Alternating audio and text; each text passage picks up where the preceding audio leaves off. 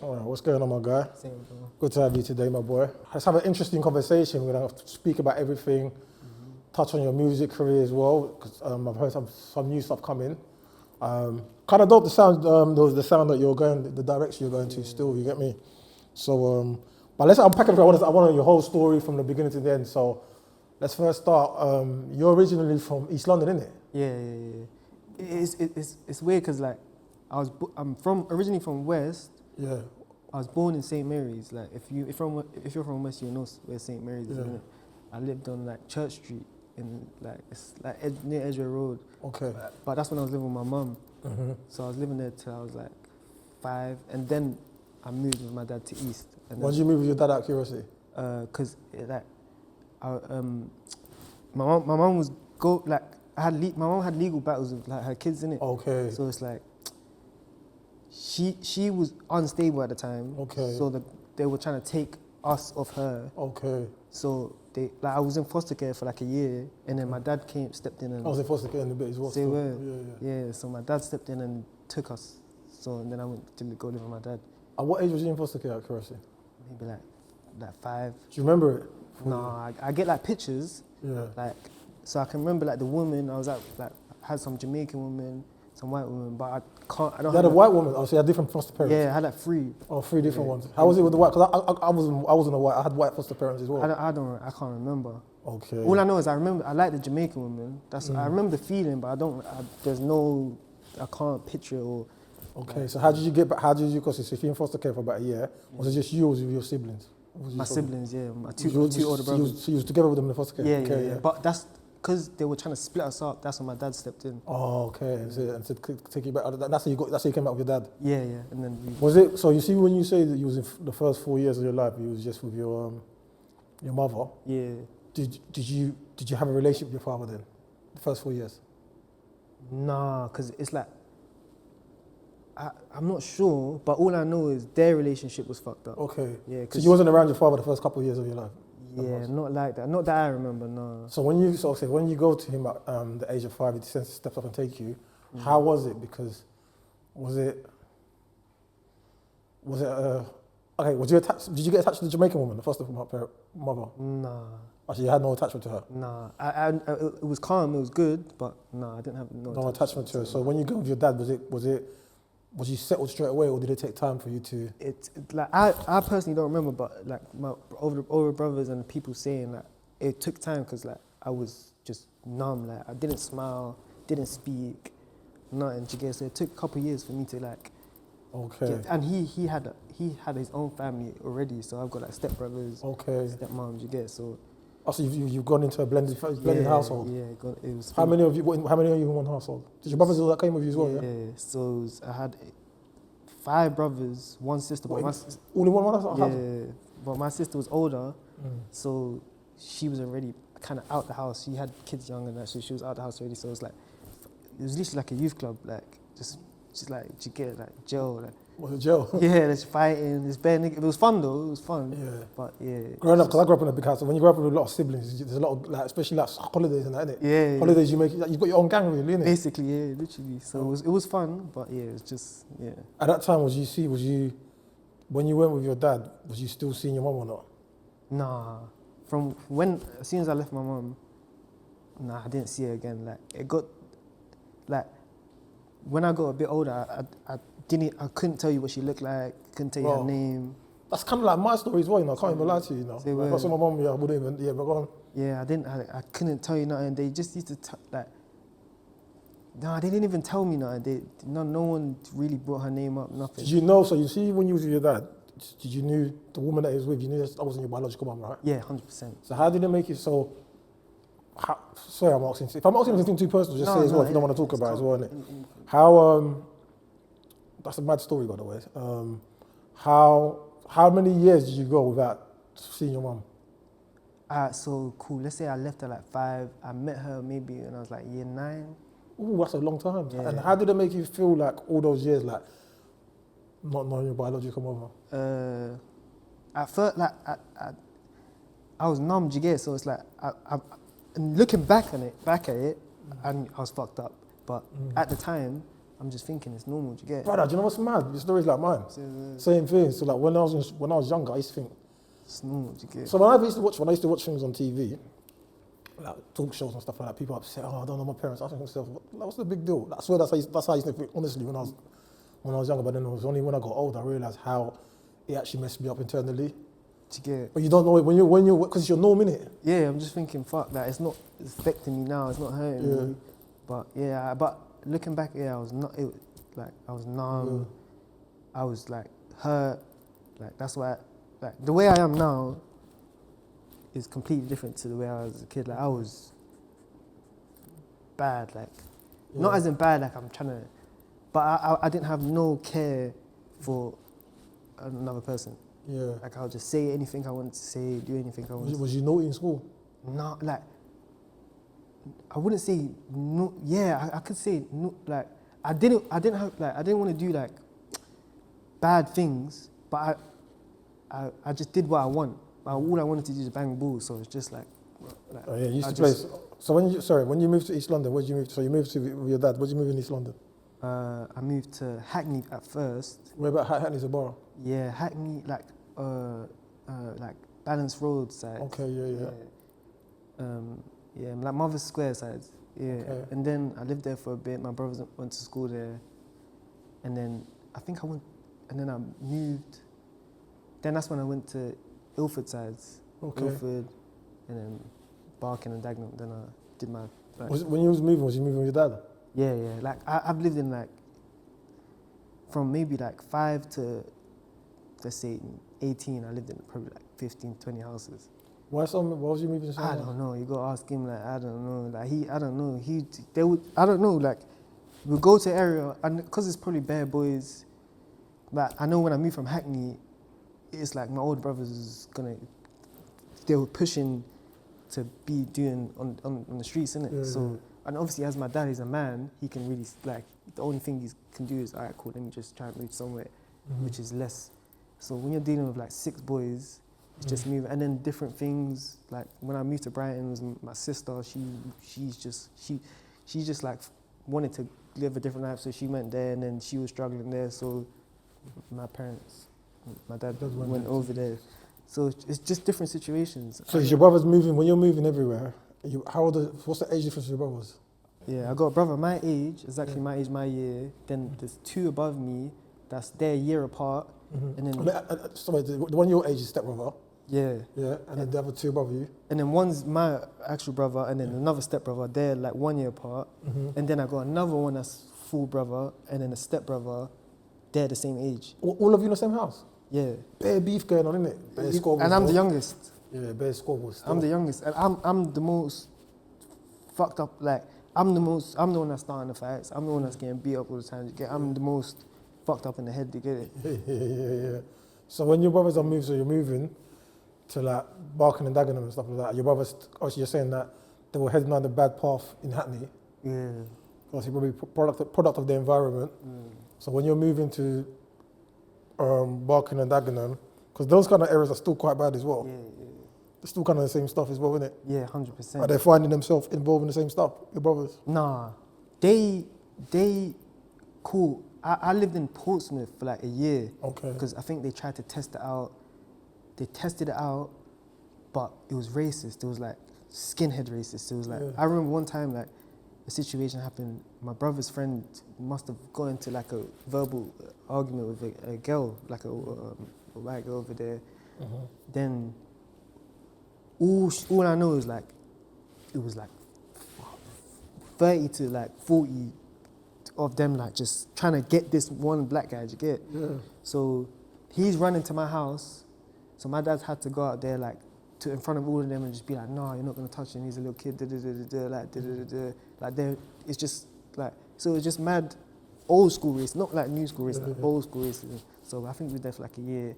They end up staying there because my 2 oldest brothers. Yeah. They end up staying there because it's like they had more freedom. Like it's just out of the way. Do you get?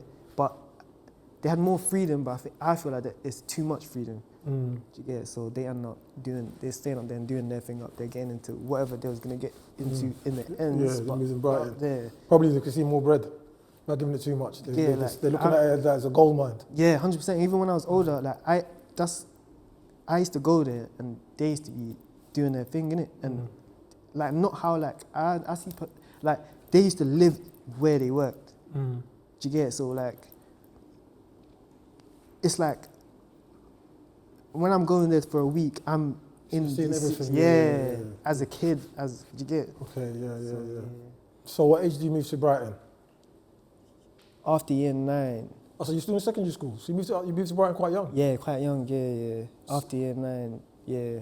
Is that the place where you stayed the longest? No, because when I came back to the ends, and then I was been in Harrow Road for literally the last. Harrow, like Mozart's. Yeah. Okay, cool. So wait, so you're in West London from year 9. I'm sorry, No. Brighton. Sorry, my bad. From East London to year 9. Yeah. And then the same. It wasn't really like. No, then I moved to Brighton because of my sister. Yeah. So cool. I wasn't really like opposed to it. I just thought something else, whatever. Like we move all the time, like whatever. Cool. We've gone there now. Yeah, and then that's when. That's a lot of instability for a young man, though. Yeah. It must have some sort of effect for you in your adult years still, because like, not as much as you, but I was kind of moved about quite a bit as well, and also like I spent a long time with cousins and stuff like that. I feel like how it's affected me as an adult is like I don't really have attachment to things. Yeah. I'm always on to the next. Yeah. It's weird, like in a cold way to some things. Like with a lot of things, it's like they're chapters, and I move on.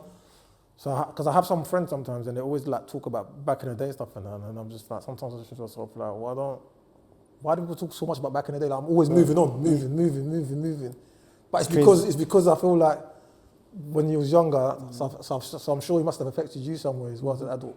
100%. So much instability. That's crazy, yeah, because I didn't really notice that, but now you're saying that, that's exactly. Yeah, I can always keep it moving. You're always on to the next, because you're. But so you moved to Brighton at year 9. What's it like from? Because obviously London. So I'm assuming when you was in London, when you're very living the ends basically. All these areas are like ends. Yeah. And then so you moved to Brighton from Barking and Dagenham, yeah? Yeah. Whereabouts in Barking and Dagenham? Because Barking and Dagenham is a borough. That's what I'm saying. I lived like 4 houses there, 4 or 5 houses. I lived in Orkney, I lived in Dagenham East, I lived in Ilford, Goodmayes in Ilford. Like I lived. You went to school with Ainsley Niles and Goodmayes. That's my bro. I grew up right near Goodmayes as well. Still. Yeah. So we went to school.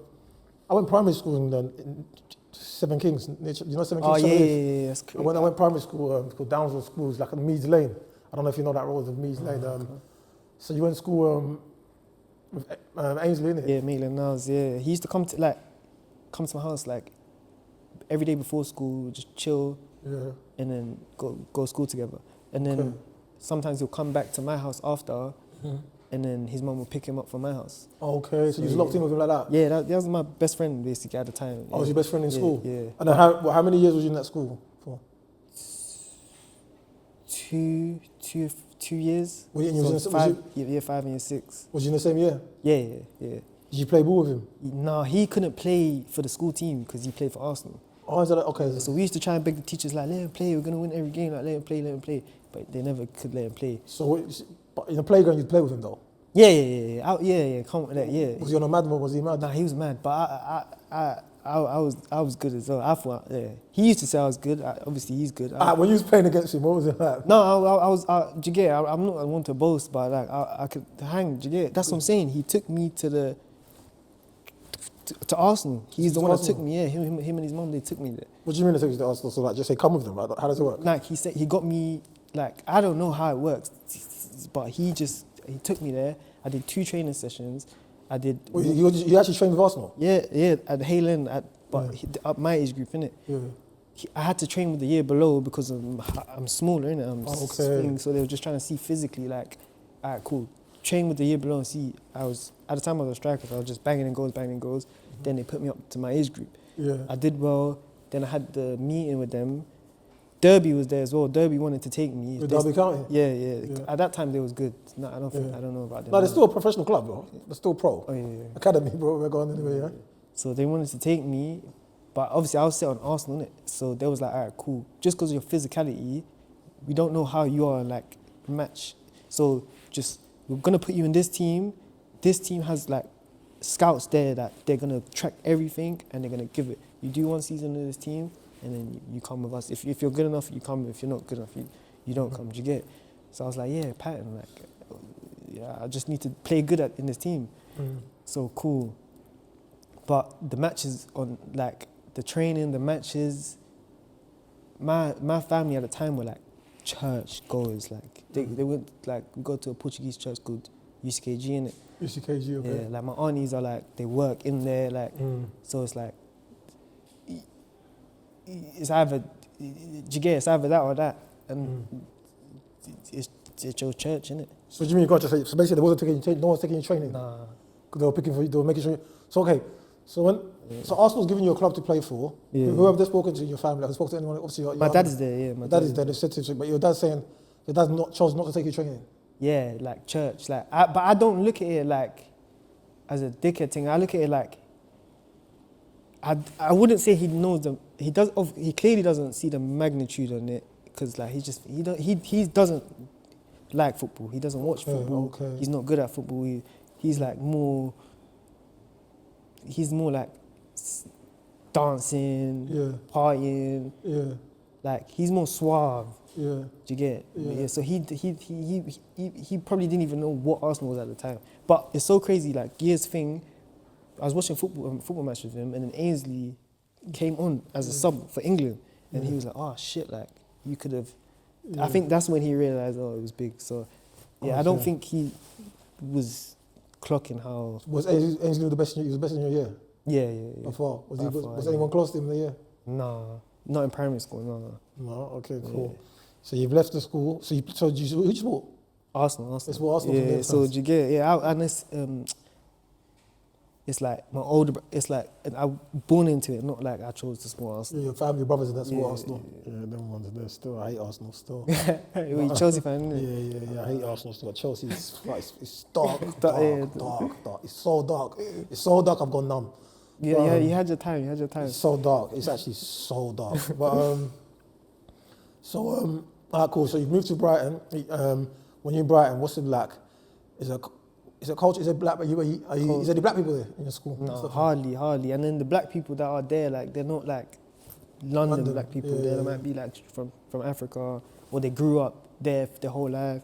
So no, there was no like. So you felt different to everybody. 100%. So but there was pros and cons, like, because the pros is like you're a celebrity. Like, okay, because you're from London. Yeah, like everyone, you walk down the hall, everyone's saying Bambino. Yeah. You get like you're on the football team, so you're more popular. Like, but the pros and the cons is like, it's like I'm like people are saying like I'm saying Jesus. They're saying you're saying Jesus wrong. Like I'm saying, bro, what like your accent? Like how I'm saying, do you get it? Like it's just weird little things that I'm not understanding, like how they are. But yeah. So what's like school like? Is it like so like being was you the only black boy in your class? Most of the time, yeah. So how did that feel like? I don't know, like calm, like.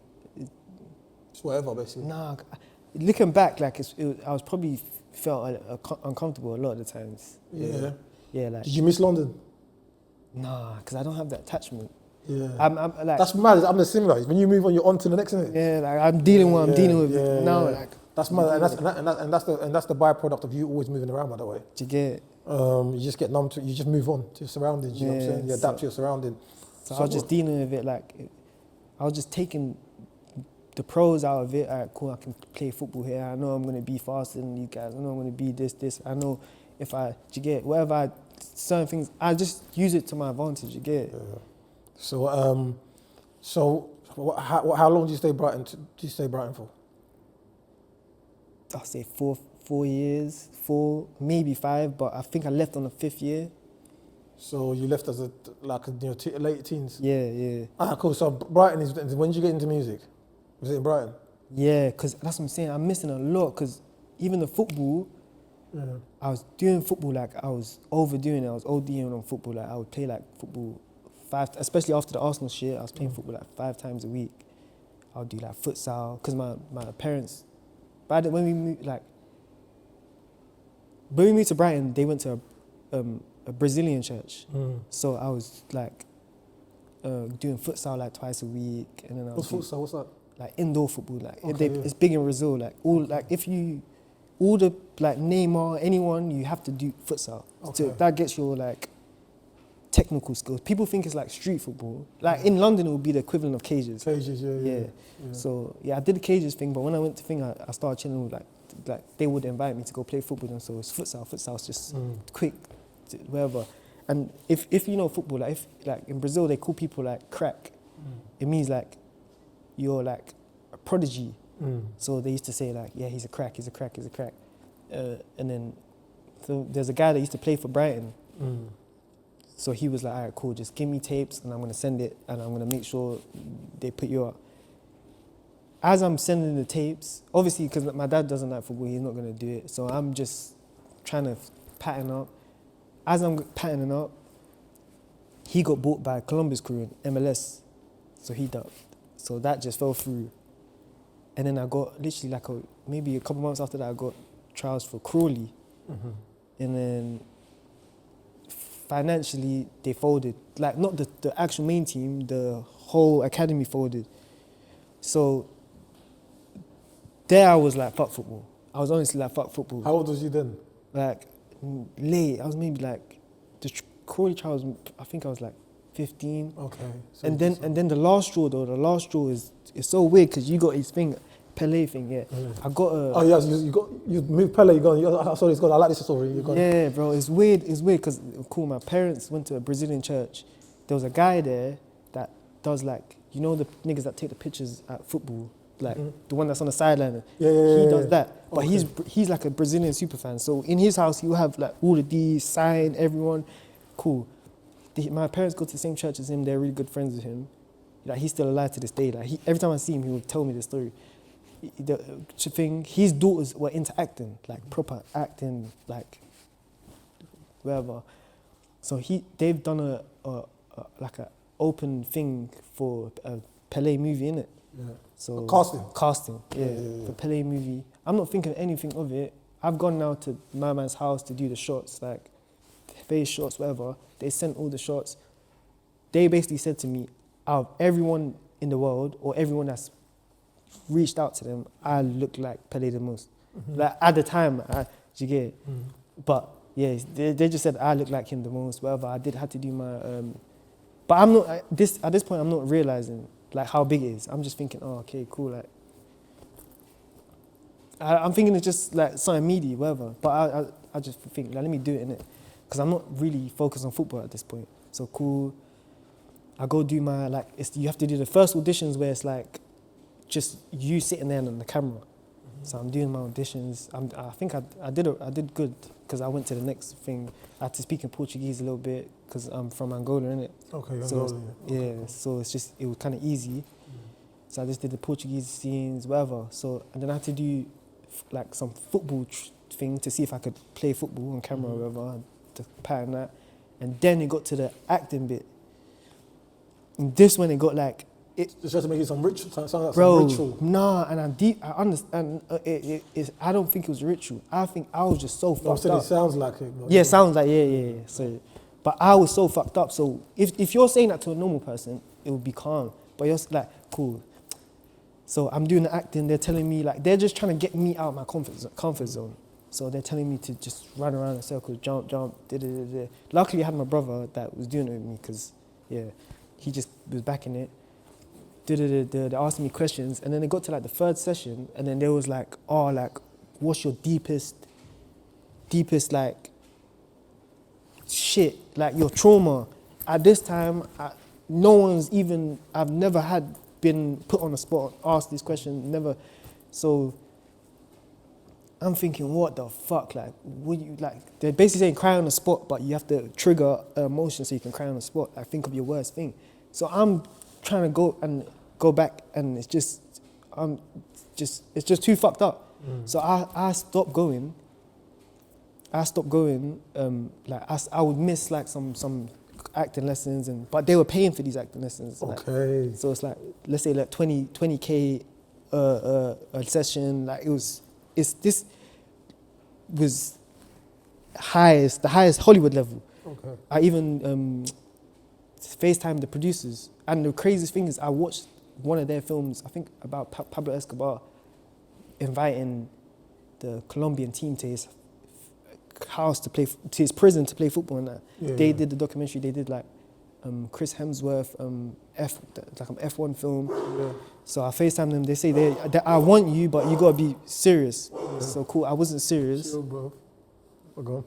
Yeah, I wasn't serious in it. So they just end up choosing the second guy, some guy from Brazil. But the film was big. Like it's on. If you go on Amazon right now and search it, the film's up there. Okay, you were supposed to act in it. Yeah. So that was the last straw. So after that, because even through that time, I'm saying, bro, I made it. I'm going to Hollywood. Like I'm gonna be in a Hollywood film, main star. That after I kind of flopped it because of just the trauma stuff, because of unhealed trauma and that.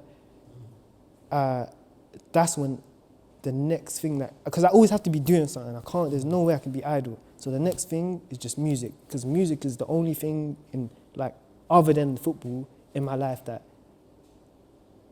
I probably love to that degree. Yeah. Like we're black. Like we everyone grows up on music, but hip hop, MTV bass, just every having older brothers and that. Like I know everything about hip hop. Like my earliest memory is just watching rappers. Like I used to rap to take the piss just in the playground. Like just So as soon as I stopped doing that, I think it took me a year or something. Then I went to the studio for the first time. Okay. And when I went to the studio for the first time, I got addicted. Like it was like. What age was this when you started the music? Studio was like 17. 17. Okay, so when you're finishing school, you're thinking, I'm going to do this music thing. Yeah. And at this stage, just so I know, in UK music, who are you watching? Who's the ones that are lit at this stage when you've? I've always been on the American thing, but the UK obviously is. Okay, who are you watching in America at this stage when you're thinking, I want to do the music thing? Future. Who's influencing you? Okay, cool. Future. Who's popping that? It's so crazy because me and TG used to go to school together. We used to listen to like Gucci Mane. No one even in our school even probably knew who Gucci Mane that was. Yeah. We was banging it. So we was like tapped in to the American thing. But in that time, maybe like, it was bare commercial people like Travis Scott, Kanye. Okay. You weren't in the street rap? Like AR Rab and that. That's my older brother's shit. Like, I liked it, 100%. Meek Mill, even the Back Life, all of that, 100%. Okay, so now I kind of get the era. You're growing up, you're jumping on music. Cool. But you weren't. So when you're 17 in the condition, you're not checking no one from the UK. Them times. When you started. I think this must be the drill era. This must be drill times, isn't it? Yeah. So just everyone that's doing drill. Okay. Like, yeah. So is this like the GRM daily link up days? Yeah, 100%. Yeah, like them days you used to scroll through the GRM. Yeah, all the big releases on. There used to be a page that will post everything UK. I forgot the page. Spliff TV. Spliff TV, yeah. Spliff TV. Yeah. Spliff TV, just gone. Yeah. Okay, that's the. Alright, cool. So you're in Brighton. Let's get down to that. So you said we're gonna get to the Sench bit, yeah? Because you said you met Sench in Brighton. When you met Sench in Brighton, was you still living in Brighton? Yeah. So you're in Brighton. You said, and that's why I was asking about the UK, because you're saying with the Sench thing is like you noticed him from watching. You watched him first. So I feel like that's what I was asking. Was you watching UK stuff? Yeah, 100%. Because my brother was more UK. I was more American. He was everything UK. Like he did. Brother the same age as you. Stepbrother. Yeah. He liked everything UK. He don't want to hear no auto-tune, no nothing. Yeah. Me, I like everything American. Yeah. I would listen to UK, but I'm thinking like I want to hear the highest of the highest shit. Like I want to watch. If I'm watching football, I want to watch fucking Ronaldo play. Yeah. But not saying that UK music was. But you get. But you thought the quality was better than America at that time. Yeah. Right? Yes. You could say that. So obviously cool. So we used to do a thing where we used to just go through link up and then. Yeah. You know, like you link up, you just see someone you know, and you just press it. We used to do a thing where, alright, cool, we're gonna give niggas a try. Okay. So we just press someone that we don't know and listen to it, and then be like, no, yeah. So this time we pressed this guy, listened to it. I thought it was hard, but I don't know. I just saw more like it wasn't like that. I thought it was hard, like compared, because obviously there's other rappers that's going hard. It was like this could be like something on that level. Oh, it feels like when you heard Sench? Yeah, 100%. It's a Was it white wave guy. Sench though? Nah, this is when it was like a boom bap. So not with auto-tune, sorry, Sench. Nah. Okay, This rapping was- Sench. Yeah, this is like boom bap. I'm just seeing what probably like, maybe what Proof saw in Eminem. Like, he might not be polished or, Yeah. do you get it? By But the way, your knowledge of old hip hop, because I was so young, it's quite bro, good. Though. I study, bro. I study. Yeah, I I study. know. I everything. was interviews with Motown. I was so impressed because I Yeah. just come back from holiday. I was watching the Barry Gordy documentary. Yeah, hard, innit? Oh, yeah. Come on, bro. Yeah. I said to myself, right, my man studies because I study as well. Yeah. But for someone so young like you to take it that far back, I'm impressed. Do you get it? Yeah, so I started doing like the studying thing when I was like 17. Yeah. So yeah, like, I'm a nerd. Like when I love something, I just go in. yeah, I go yeah. in still. But sorry to cut you off. Yeah, you said like, so you saw something. You saw Sench. You saw something like what Proof saw. Yeah, Eminem. I said this has got like, not to be corny, but like star power to it. Yeah. It might not be the best like lyrically, but if you market this, it can be something like, and he's decent. Like he can put bars together. Do you get it? By the way, I was going to say something to you because when I was doing my research, you said Yeah. that for you to notice that this is way before he blew in it. Yeah, that might be a gift of yours. Like sometimes you might don't sleep on some gifts. Sometimes we have hidden talent. The fact that sometimes maybe you can see something from the first time of seeing it and see where it can go.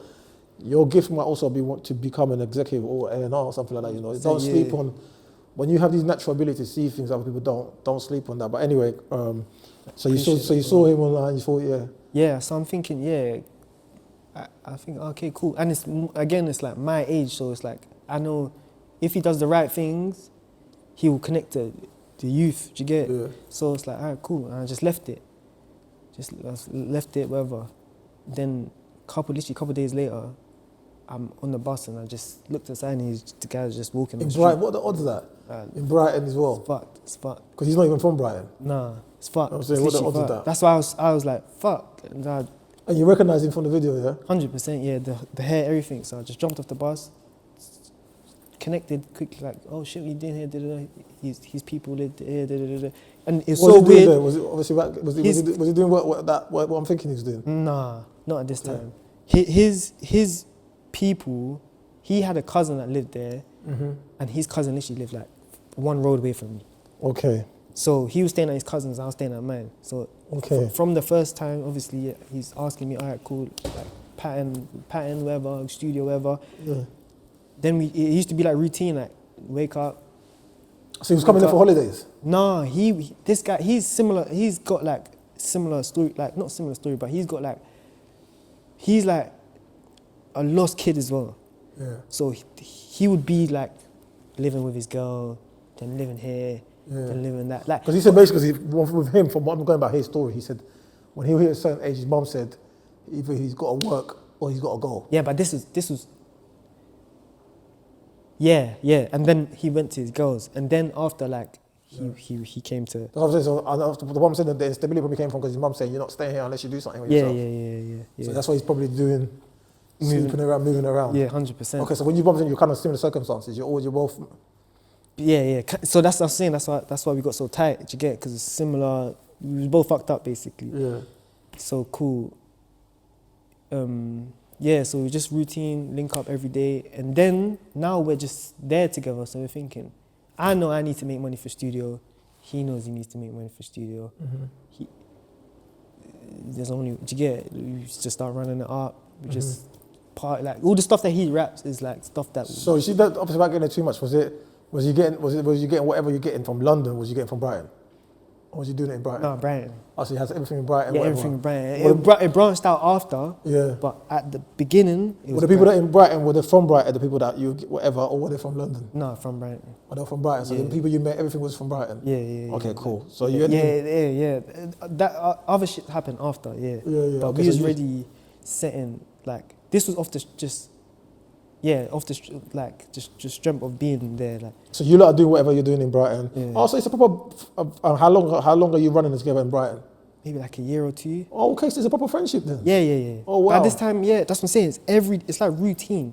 Yeah. Wake up as soon as we wake up, we go. There's a shop right between the middle of us. We link up. Yeah. My brother, that's my age. His cousin, that's his, like basically around his age. Sometimes my cousin from Tottenham will come. So that's our batch. Is it the cousin? I don't know. Say. Yeah. Is one of the cousins? Is one of them still around him? Oh yeah. Yeah. I forgot. Okay, cool. Yeah. Yeah. So but they were coming to Brighton as well. No, my cousin from the ends would come. Oh, okay. So it's him and his cousin, me, my brother, and my cousin. Yeah. So we would be a batch. So we would just like, I know what I was doing. Yeah. I was doing it. My brother was doing it, and he was doing it. Yeah. The other two, the two cousins were a bit younger than us, so they were just enjoying themselves. You're rolling. Yeah. So we will do, like, he raps about it, like allegedly like party drugs. We just have a big thing, hit the strip, go into clubs, clear the pack every day, and do the same thing. We do that like 4 or 5 times a day, like a week, and then the times we're not doing that, we're in the studio. Okay. You get it? So he was doing that to fund the studio and to fund the vision and stuff like that. 100%, Yeah? To fund the music. And at that point, when you're making music, are you making music together or is it individual? Nah, the individual. Individually, yeah. Yeah, and like. Is this wave or is this at this point? He's doing wave at this point. Yeah. He's doing wave. I'm doing wave. But when I started this music thing, I never wanted to be like. I always wanted to be commercial. Like I don't want to. I want. You study, You study very good. Yeah, so I'm thinking about what Michael Jackson, like all these greats, Bobby Brown. And that's what's messed up about the game now. No one thinks like that. Do you get it? So that's what I'm thinking. I'm in there practicing them type of songs. Like if you go back in my music, you're gonna see like ballads and stuff. Yeah. So I'm working on that. He's working on like what we're listening to the time, Lil Durk, whatever. Yeah. So he's trying to do that wave. I'm doing the actual the singing thing. Yeah. Trying to be commercial. Yeah. Do you get it? So I don't know what made me even. I don't know. That's what I was on. So yeah, we never really made songs. Yeah. I think a bit after we probably only got like 5 songs together, but we chilled like 10 years. Yeah. Yeah. You chilled what? Just under 10 years. No, I'm thinking it's a short-term friendship from Brighton, and I didn't even know it's like a deep, long friendship like that. Yeah. Right, you know, friends. Yeah. Okay, cool. So, this story makes things more interesting. So let's unpack things. So, okay, cool. At that point, when does what happens when? Because when he got the call from YBs and went to meet him, he wanted you to come with him, right? Yeah. I was there. Yeah. But when he got the call, was you there? Nah, he told me this guy YBs he wants to have a meeting. And he told you to come with him, innit? Yeah, and I was like, no, you go there, like, because I'm thinking this is your chance. Like, I'm not trying to look at it like.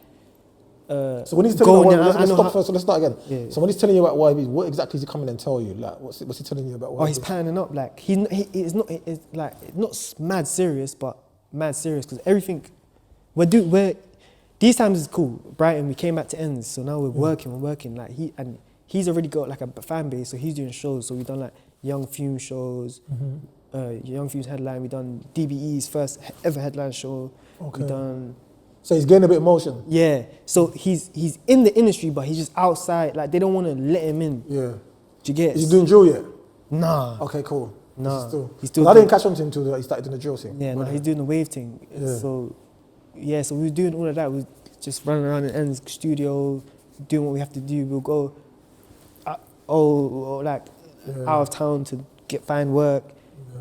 Like that's what I'm saying. The stories I have is not just music stories. Like I could let's say like cool. Let's say we're working overseas. We're working from a place here. Cool. You can't go out the front door because the guards, like let's say there's guards watching from the front door, yeah. It's like allegedly police cars sitting at the front door. So the only way you can go through the back door. So we'll take turns. I'll go, he'll go, I'll go, he'll go. He would be more thing because he can blend in a bit more. I'll stick out like a sword. Yeah. So cool. There's one time the order was just crazy, so we both had to go. So we've gone out, and bear in mind, when you leave, the reason why we have to go one by one is when you leave, there's someone from inside has to open it. So cool. We've both left, and he's got the key. So we both left.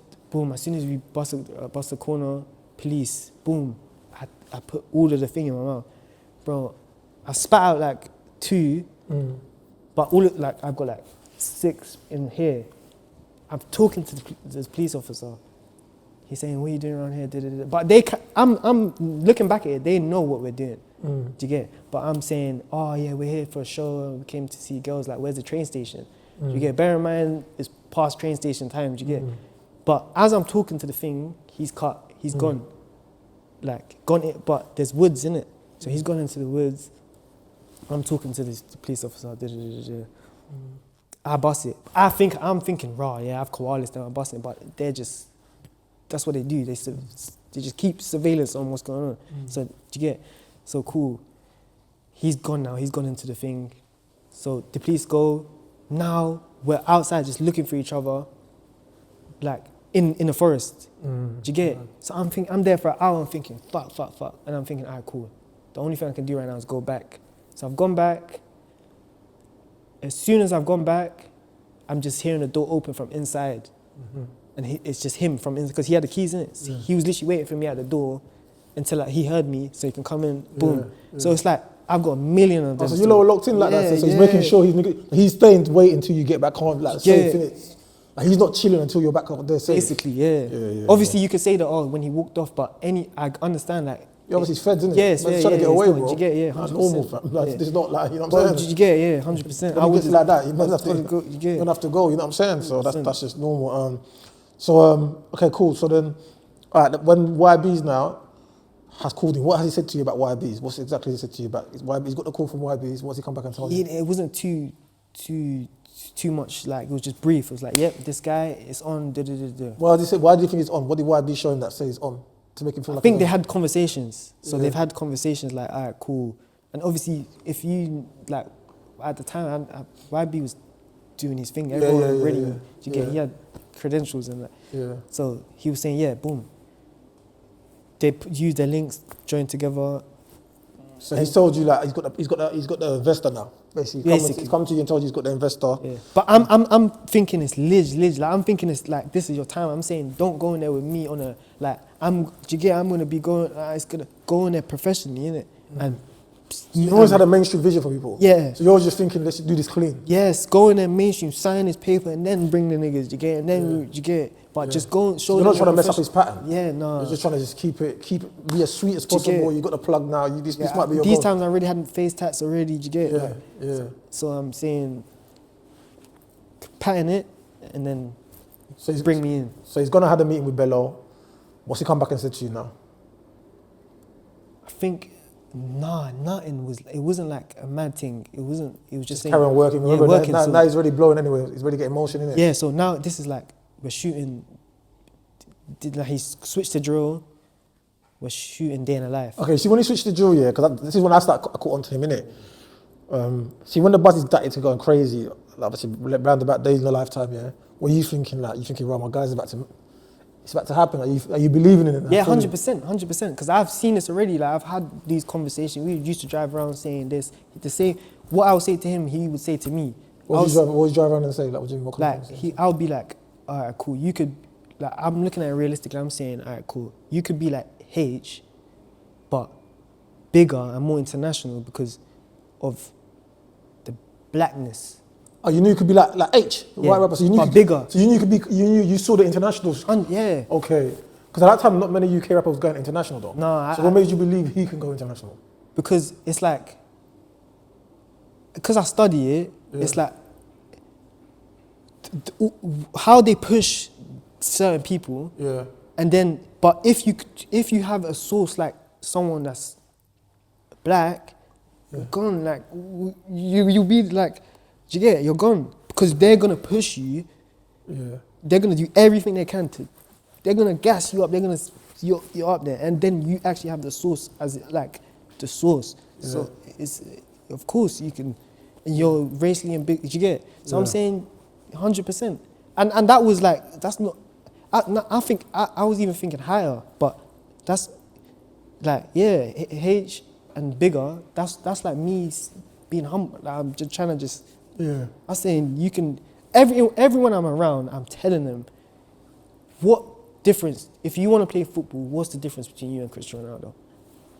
He just put in work. There's no, you're a human being like him. I don't see like... I still believe you have to be born with some sort of ability though, like to be like Ronaldo. Nah, like, I think you go put in the work, but I feel like if you've got zero ability, you're not going to become Cristiano Ronaldo. You have to be born with the foundation. I just think it's a psychological thing. I think it's... I hear it, cool, yeah, you have to be like a bit... It's like me saying, talented. it's like me saying I could be a sumo wrestler. If my body's not built like to... No, then you eat. I hear what you're saying, but I don't think... I feel like with everything, this is just me. I could be wrong.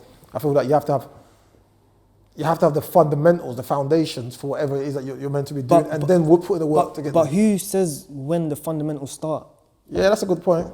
You can some men try to do the music thing, but you just know that that's not their destiny to do music. And some people are just born to do music, if that makes sense. I hear you. Yeah. But obviously there's no right or wrong in it. It's true. There's no right or wrong, so I'm not going to try and... I get what you're saying. You're basically saying... I'm not going to force my theory onto you. No, 100%. I kind of get what you're saying. You're basically saying some people are just naturally... I feel like Cristiano Ronaldo was born to be a footballer.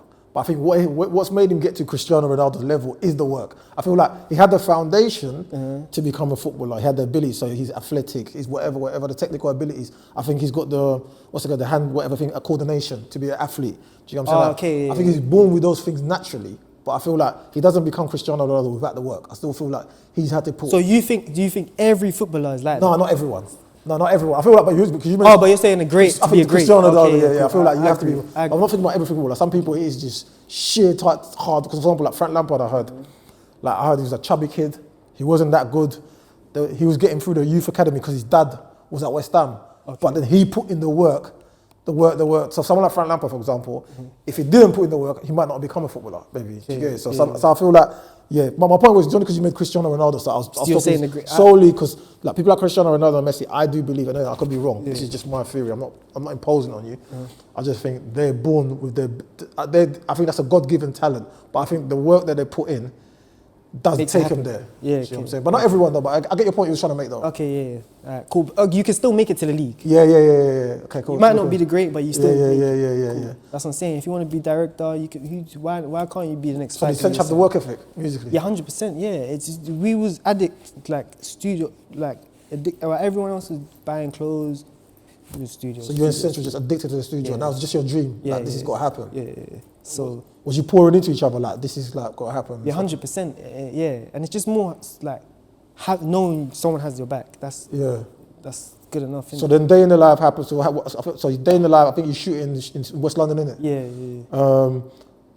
There was a bit of trouble, problems at the shooting, wasn't it? Yeah. So can you revisit that day? So Day in the Life comes. So do you look, first of all, when you're shooting Day in the Life, when you're recording Day in the Life, have you already released the audio or snippet or anything like that? So these times I don't have nothing to do with the music side. Okay. So no, I think he must have previewed it. Okay. But it was when the video dropped. Okay, so you didn't know he's gonna go the way he's gonna go prior to that. Okay, cool. So what happens? He calls you for the video shoot, all of that. I see you in the video. Yeah. So what happens on the day? I think some incident. You're in West London, but they're from Shepherd's Bush, innit? Yeah. But they're shooting in where Trapstar shop, isn't it? Yeah, in Grove. And that's Grove, obviously, and Bush don't get on this. Obviously, everybody knows that. Yeah. So why were they comfortable doing that, knowing that they're going to the opposition's? Because I don't know. He wasn't fully involved by that time, and he had a good relationship with the Trapstar lot as well. I know he's got a good relationship with the Trapstar. Yeah, so they opened us for when it's closed to get. Yeah. Okay. So it's like. So, but if he wasn't involved, why did the altercation? What altercation happened first and foremost? The altercation because it was money. We had racks on us. Okay. Was whose money was it? Censure stack. People added from here and there. Yeah. So we had money in it. To be honest. It could even, like, Bello could have, Yeah. So you had stacks anyway? Yeah. Somewhere. So some guy's just walking past, then he's walking past. Cool, then he's coming. But I thought the shop was closed? Nah, obviously it's closed, but it's still, like, it's in an arcade, so... Yeah, I know I remember where the shop was. Yeah. I don't know, the guy just walked. Yeah. I think it's just me, Sench, Skits... It's like a guy from Skits back in the day. He used to. Oh no, from Trapstar. Yeah, I know him. And then two cameramen.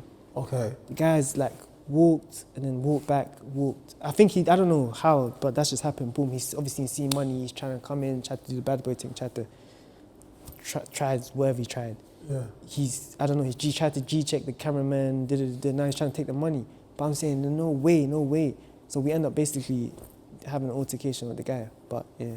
So then how did they finish? Did you guys just go? Yeah. He didn't get And, and you not stayed there? Did they come back for the money? No. They didn't call people and say, yo, there's peas. No, I don't think we stayed there for like a long time. We probably just shot probably a couple more scenes and cut. Okay, you cut, and then day in the life. But we definitely, I wasn't like naked. Yeah. You was ready. Yeah. He was ready in case. Okay, cool. So then you shoot day in the life. Day in the life drops, innit? Yeah. Shit's going off. Yeah. Day in the life goes off. When it goes off now, you're thinking, yo, we're about to be done on. it like it started. Yeah. How long was the journey from when you met him and you was going studio together to day in the life drops? How long was it? Maybe like 4 years. So 4 years trying. Yeah. This is important because in that 4 years, was there any moments where you like, be honest here, you lot felt disheartened? 100%.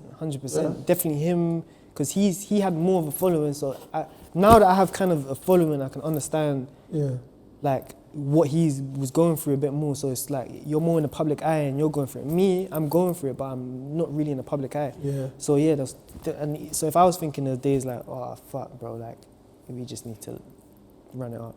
He was definitely thinking that. You get it? So there'll be times where he like, but because we're so addicted to it, it would be like 2 months and then click, be like, what the fuck are we thinking? Like, let's go. So just for young people watching this, understand that when he met Sench and they were doing whatever they were doing to fund their music lifestyle, it was 4 years. Just understand that, innit? Do you know what I mean? Obviously, it was a slow progress. So he was doing shows and all that before that. In the life, let's not get twisted, but it was a slow process before he gets to that. Do you know what I mean? That big moment. And then he's obviously rapping years before that. So let's just say, realistically, like, took like 10 years to find his sound. Over 10 years. Oh yeah, because you have to find even the drill thing as well, innit? And then switch up. Even his whole image, he switched up, innit? Yeah. So the drill thing. At the time, remember, I'm in American. UK has been doing drill.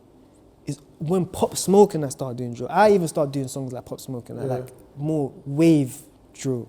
Yeah. Like so I'm doing the same flow patterns as Americans, but obviously my accent. But yeah, so Pop Smoke, so it's more getting more commercialized, but internationally, because Pop Smoke, whatever. So that's when I think triggered him to be like, okay, drill can be sold worldwide. Yeah. So I think Pop Smoke. So you see, when he started doing drill and started rapping and he switched up, did you think like, bro, how come you doing that? Or was it like? No, I kind of no. You fucking with it, yeah? Yeah. I like as in like, I prefer him just rapping like normal, like Eminem type shit. Yeah. The drill, the wave, I'll support it. Like when he does drill, I prefer the girl songs. Yeah. But it's just like him trying. Like I'd never knock someone for trying something like trying just experiment in it. I didn't think, oh, okay, cool, yeah, he's gonna be a drill artist. I just thought, oh yeah, he's experimenting. Then Day in the Life, I'm thinking, okay, this is drill, but to me, I used to be in the label meeting and say he's a pop star, and they're saying no, he's drill. And then I would be like, he's like, I'm telling you, he's a pop star. He's white. He did it, and then they'll be telling me, no, he's black. And then do you get it? So how people perceived it is not how I perceived it. I perceived it like pop drill.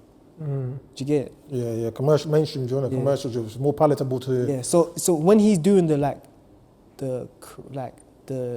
dissing and the saying, jump out this, I'm saying nah.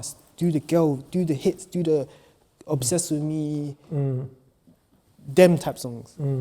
That's what I was thinking. He's trying to do that from, all right, cool. So then obviously Day in the Life goes, I think, what's your relationship now when Day in the Life kicks in? Are you still locked in? Yeah, like calm, but as Day in the Life kicks in, it kicks off him, then he cuts. Yeah, he ghosts you, innit? Ghosts, yeah. Why? I don't know, I couldn't tell you to this day. So now I'm just in the hood. Everyone knows I'm connected to this person, especially if I'm from West. So I'm just chilling with a couple of my guys. They're saying, bro, like, don't have pride in it. Don't have pride. Just reach out, like. But me. But how can you? I don't get it. If you're locked in the way you say you are, you're doing things together. Is there something not saying you've done that? I'm just trying to understand. Is there something you've done? Because no one's just gonna ghost for no reason. If you're his guy and you're locked in. No, like there's no. Obviously, friends you have like even family, you have like, oh yeah, little tiffs, like you're gonna argue, you're gonna think this person might not agree with this person. But between us two, nothing. Nothing. There's nothing. And I've had a conversation about this thing to a million people, and everyone has their own thing. But nothing. So why would you ghost then? I don't know. And then my theory is, it's like, cool. Say, it's like, cool. Say you're going up, yeah. This is a kind of, I've been learning as well. Like, it's a nervous system thing. It's like your nervous system. That's the make or break. It's your nerve. It's like you go high into the sky, the breathing gets harder. So cool. He's building his house. Yeah. He needs niggas to pick up bricks to build his thing. Yeah. I've been building his thing, but I'm saying I'm also an artist. I'm building my house right next to his house. Yeah. But right now he needs niggas to put bricks on his thing. Yeah. I understood that like straight away. So, because when I hit him, we had the conversation, boom, then that's when I was going on tour. I was doing the backup thing, like on stage, just numbers. But I'm an artist, like I need to... Yeah, you got your dream as well. Yeah, so I think that's what it was. I think he was just focused on his thing. So I didn't take it to heart. I was just thinking, oh, okay, cool. Like, I was just thinking, I was confused, but I was thinking, yeah, cool, whatever. Then my nigga was just like, yeah, just pride, like, don't have pride, like, just reach out. Boom, reached out. Then he started taking me on tours. That's what I started going on tours, going... So you see, when I was in Day in the Life, I didn't see a lot of the people that I see around him now. Yeah, I didn't see, so, because they weren't, so Day in the Life, there was, if you were friends with Brighton, was those people around? All the people that wasn't around? The people from Bush? No. So what point, so when they start coming around, what point? It's like we moved back to Ends from Brighton. We was just doing what we was doing in Ends for like a year or two. Then obviously now he's trying to elevate his thing, so he's linking up. I'm linking up with people, like getting to thing with people from my area. He's linking up with people from his area, but his thing happens so fast. The relationships are still fresh. Yeah. Okay. Yeah. Do you get it? Yeah. And also, he needs, if he's repping his Ends, he needs people that 100% involved in it naturally, innit? And that's what I'm saying. We went to a trap star party, and this is crazy. I've been doing my studies, so we're next to Mikey. Remember, Mikey used to hide his face, but I'm so researchy, yeah.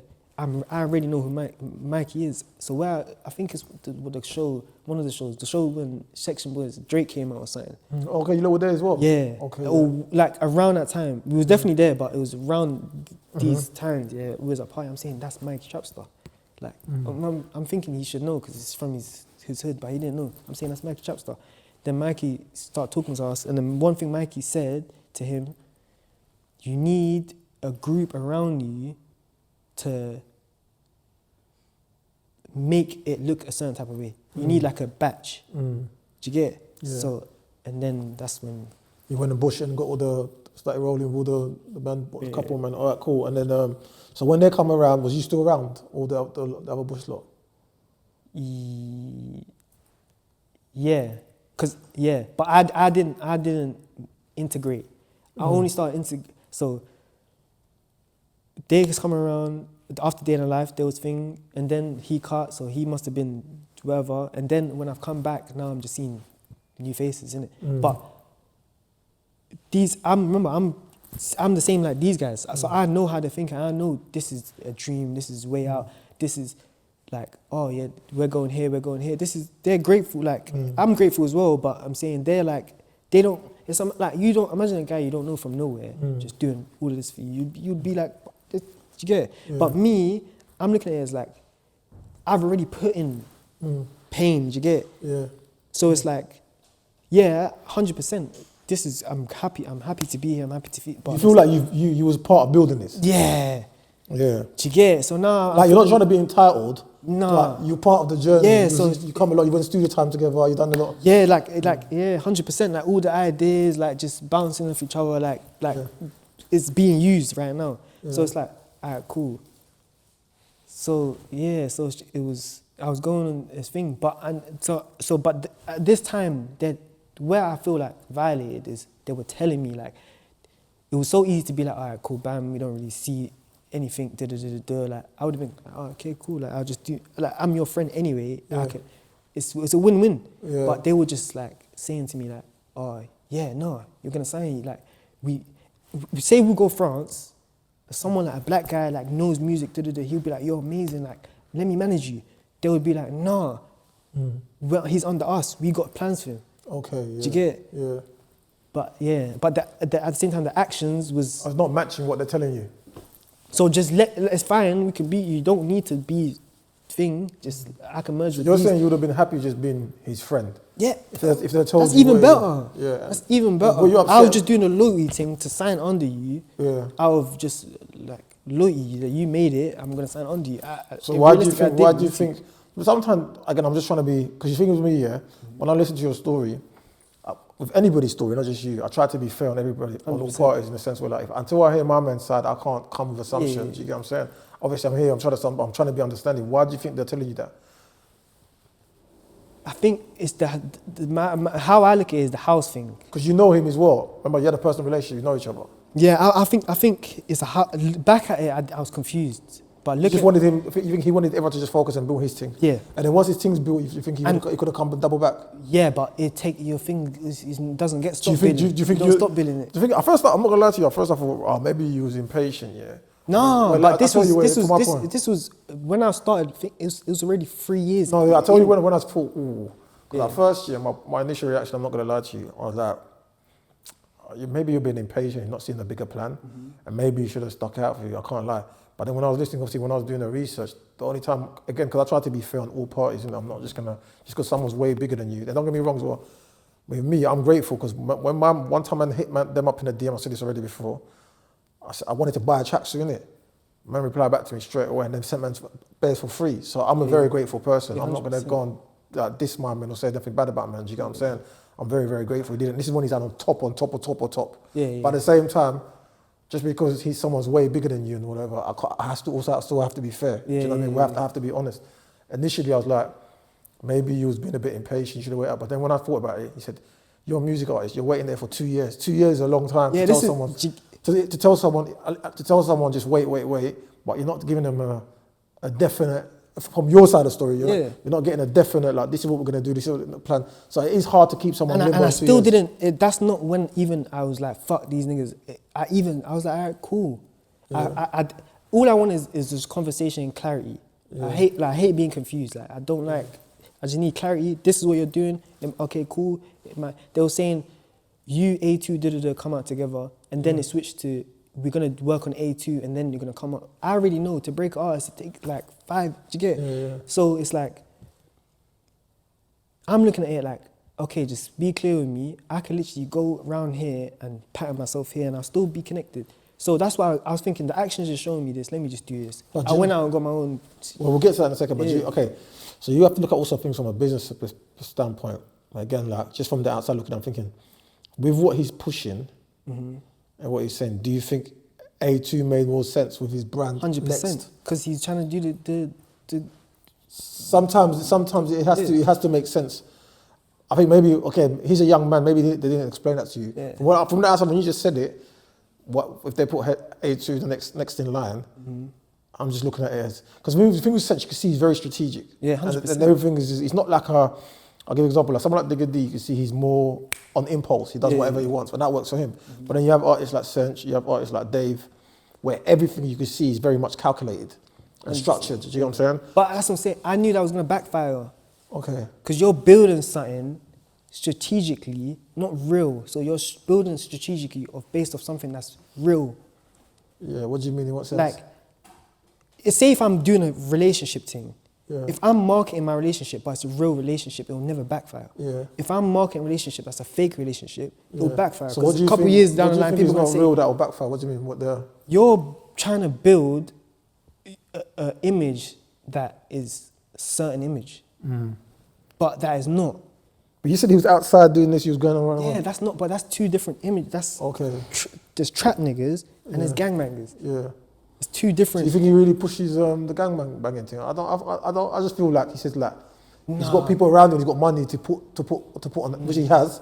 If he goes like that, I don't think from my perspective, I don't think I'm hard. The Met Gala thing, that's banging. Okay, let me give an example. So you see that, I hear what you're saying, but I'm saying there's two sides of the coin. So you see like Drake. Do you think Drake's kind of like, Drake could be some people might perceive Drake as being a soft man, innit, yeah? But I said some people want to see Drake has been a very dangerous man. Yeah. In the sense where Drake has money to fund anything. Yeah, Drake has money to have anyone in Toronto do whatever he needs to be done. 100%. So when Drake starts talking the street stuff, all the gangster stuff, some people might say he's not capped because he can back what he's doing in terms of putting money behind it. And then let that be your marketing. Okay. Not market it, let that be your marketing. I haven't heard Drake do the stuff I heard about Drake is punching up like little kid, like in LA. I haven't heard anything street to do LA. It might be in his thing, but you don't now I'm gonna try and make it look this way because I feel this way. Yeah. Like I think personally, when Drake started doing that, that's what killed hip hop. Yeah, in what sense? It's like because I studied Drake's whole thing. The guy, like when he came up, and that will always be you. Yeah. Do you get? As much as you can be a dangerous person, a man is you're a kid. You grow up, you're a man. You need to be dangerous. Someone walks in your house, you're gonna protect yourself. Yeah, definitely. But changing from this to a gangbanger, anyone that even condones identity. that, anyone that condones that, it's like you're like how, what the hell? Because you didn't really live it. Yeah. You became rich and then everyone around you made you feel like that's it. You know what I mean?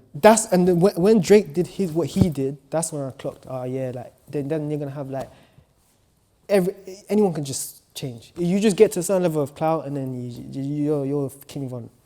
Mm-hmm. And that's like me right now, like saying, I'm a trap nigga, do you get? Now, tomorrow, I'm King Von, I'm Lil Jeff. Mm-hmm. Now I'm basically talking like I've got 20. Now you see me how I am today, and then tomorrow I'm talking to you like I've got 20 bodies. What does that mean? Yeah, I hear what you're saying. And like, bro, I heard the Slaughter song, bro. I couldn't even. I nearly threw up. The guy is saying, "Do it in a park in front of a picnic." Like this is. I don't buy into fake like just like narratives. Do you get it? So I'm saying he does have a story there, and he does have thing. Just market the real, because I always know when you market like shit like that, in years later it'll backfire. Alright, cool. So I hear that. Alright, cool. So let's talk about the deal. Let's move on. Let's talk about the deal. Yeah. So there's two things. First and foremost, your mum's house flooded at some point. Oh yeah. Was you lot still? So at this point, was you lot still very close or not? Like where was your relationship? I was on tour. So you're on tour with him, you're back, you're cool. So your mum's house floods. Yeah. So and then your mum's house is flooded. He's running around on tour with you. This is after day in your life and all that, yeah? Yeah. This is when he's big. Big, yeah. He's so big. we're on tour. So I'm going on tour. I'm not making no money because I'm not doing my career. Yeah. I'm not making no money as a runner. Yeah. But it'll be like literally, you'll get a phone call. Yeah, we're going to Paris in 2 days, or Paris tomorrow, or here. So it's not like I could. But by these times, I already, like, through my own personal reasons, I stopped trapping in it. Like, I went through a lot of situations that I think God's telling me, bro, you had a clean run. Like, I'm not going to have you no more. So I've said to myself, I've said to God, like, if I stop doing this, you saw me, like, you were pattern. And weirdly, since shit happened, I was doing well. So it's not like I can even get a job. Because imagine I'm working at a job, and then 2 days, you're in Paris. We need to go to Paris. Like, I mean, you can go to job, but you chose to be more supportive of your friends. 100%. Yeah, because you always got an option still. Yeah, 100%. I agree. So so cool. So I'm doing that, and so then my house ends up flooding, and I'm just fucked. Like every time I will come off tour, boom. I was in a hotel for a bit. Do you tell him that your mum's house is flooded? Yeah, 100%. They knew. Yeah. So when you've approached him, let's be transparent. Yeah. So your mum's house is flooded. You ain't really got bread now. You're on tour with him, innit? So you're supporting my man's career. And let's be honest. Let's have it right. You're hoping that he's gonna open the door for you at some point, right? You are. Yeah. Oh yeah, as in music. Yeah, you are. Your friends, both. It's normal, innit? 100%. You're bridging. So your mum's house flooded. Have you gone and asked him directly and say, like, yo, bro, my mum's house is flooded. Can I borrow? Can I have X, Y, and Z? No. So you can't really be mad at him for it then. No, I'm not mad at him for. Because you mentioned it the reason why I'm saying, because you mentioned it, because I want to be direct. You mentioned it in the interview, and at first I was thinking, raw. Because if you're my brethren, I'm not gonna lie to you. and we're on tour and you're rolling with me and I'm financially in a good place, because I don't know what you're saying to me is at a point where the success has come now, and your mum's house floods. That's your margin. Like, I'm giving you some change. Like, I'm saying to you, what do you need? I would do the same. Yeah, I'm saying, what do you need? But what I'm saying is, the only reason why I'm going to give him the benefit of that, I'm talking about with me, is have you asked him though? No, I didn't ask him. Yeah, no, I didn't ask him. So I explained my situation, and then it was just like, oh, okay, cool. And but sometimes also I feel like, obviously I know it would be nice for your friend to just pick up on that and just say, yo, do you need anything? Yeah. You know what I'm saying? No, but 100%. That's what I'm saying. If it is your friend, you would pick up on that. Yeah, I know. I hear you, but like I said to you, I don't. Again, it's a tough one, because it's like, you're right. Like if it was you, I would. Your friend said but the only thing I'll say again, because you know it is, I'm just trying to be so fair in both sides, because it's like, I don't know what's going through his head. I don't know if he's even. Sometimes he's got 101 things going on. He might not even really be deep in it. And also, how you said it, I'm not. And the thing is, trust me. Overall, I'm on your side in that sense. If someone's mum's house is flooded and they're with me and they're my brethren and we're rolling on tour and I'm in a good, and again, it just depends where he's financially. I don't know his account at the time. But you're telling me if it's when he's booming, Yeah. Then I feel like it even could have been a situation where I've stayed at his house before. Like I've slept 2 weeks. He stayed at mine. Like it could have even been a situation. I'll come chill at mine for a week or two. Yeah. Like, it could have even that's been what I'm asking. Where was your friendship then? Because no, but that's what I'm saying. When I'm going on tour, I'm peeping. After a while, the energy is kind of changing. But I'm thinking. But the thing is, and this is what I'm saying, because the story is booky, because from how you lot were locked in from before. Yeah. This is what I'm trying to say. That something must have changed. Because you know, sometimes, have you been in a friendship before? Something you're clocking something, and then you just start moving different. But you haven't even addressed it to your friend. It's not 100%. So I'm thinking something must have happened for him, you and him, for him to like go ghost on you. But that's what I'm saying. So if that happened, then why would you bring me back on tour? That's what I'm saying. Yeah. So it didn't make sense. So it's like you wanted me to. I don't know. It's like you might have wanted me to see flex on me or something. Like you might as well say, yeah, come and I'm gonna do all this. Like I don't know. I'm just as confused. That's what was turning me. I was going crazy. I was literally going. I was saying, what the fuck is going on here? Like, and then like certain people like F would come chat to me. Like he would come actually try to chat to me on a level like, bam, like what about like. Oh no, the only probably person that's kind of understanding where I'm coming from, he'd be like, why do you go like ask him like this or ask him this? Like, I can show you chats that I've had with the guy, but obviously he passed away in it. But God bless, R.I.P. Yeah. So it's like, I was confused. I was confused, but I was still going on tour. I was still trying to work. I was still trying to. I feel like you should have been more. I tell you what, sometimes in life you have to be direct. Yeah. I'm gonna give you advice in them situations. See, when you're confused, sometimes you just have to be direct, because then. No, that you don't give no one. You see, like right now, we're confused and we can't. You don't give no one no wriggle room, because once you're direct, it's either a yes or no. Then you know where you stand. No, as I'm saying, we've had them conversations. There were times we'd be on tour, we'd be here, there, and we'll sit down, and then we'll have bam. We're like, what's going on? I'll say this. I was vocal, but every time I would leave the conversation more confused. Oh, well, would you be like financial situations going? Would you be honest about your finances? I'll be on. I'm honest about my finances anyway. Yes, like everyone knew. But so it's like, bro, I don't even want to talk about that. Are we getting to work or are we not getting to work? But have they told you already they're gonna put A2 next? Yeah, but obviously these are the times where they get into it, and then they told me, all right, cool, we're gonna break A2 first, and then break you. So when they told you that at that point, how you feeling? You thinking this is long? I'm thinking, yeah, all right, cool, fair enough. I'll wait, but I'm not gonna just sit here and wait. I'll make moves elsewhere, and then so I don't know, break. It's gonna be a couple of years, so at least, bro, I'm not gonna just sit here behind. I'm not. You're being proactive. I'm not gonna just be going on flying here. That might clash though, in a sense where that's what I'm saying, that's built because he needs niggas like that to build up his thing. Yeah, he might not even that. More so is like I said, there's two types of different people. There's people like, do you know Cameron and Dipset? Because you might be younger. Yeah. Or 50 Cent Jr. So 50 Cent, for example, 50 Cent's massive. Yeah. He blows up. Yeah. Jimmy Iovine, who's the record label owner, is like, cool, we want our next album because he's the biggest. But he's like, no. Give them a G-Unit album. He does the G-Unit first and puts everyone else on, And then everyone else goes sign their own deal. But then I'm saying you have some people like that. But then you don't have some people that are not. I can't. So what explain the people that are not like? So I maybe like I said, because remember I can't explain something because I don't know my man's plan. But what I'm saying is, from outside looking, no, not even my man's plan. But what I'm saying, he could be like this. He could be thinking, cool. I'm bidding, because remember that there was a stage there was remember, I know what's going on behind the industry scene. There was a mad bidding war for my man. Mad bidding war. And I'll tell you why, for example, I'll talk about your 250K thing, how I looked at it. There was a mad bidding war for my man. So he's thinking, every move I do has to be the right move to keep the bidding war high. Do you get what I'm saying? Yeah, 100%. Then they cashed out, or whatever they cashed out. They got in America, America put in the big money, signed the craziest deal he got in it, yeah? 20 plus million they signed in it for, innit, yeah? But what I'm saying is he could have been working, when you're saying, oh, let's do that, like, but again, maybe he should have, again, I don't know from his perspective, but sometimes it's better communication is very important. He could have been like, look, chill. He might not want to tell you his personal business, because he might not want things to leak. Yeah, 100%. But what he could have, if he trusted you enough, he could have been like, chill, we're building up the stock.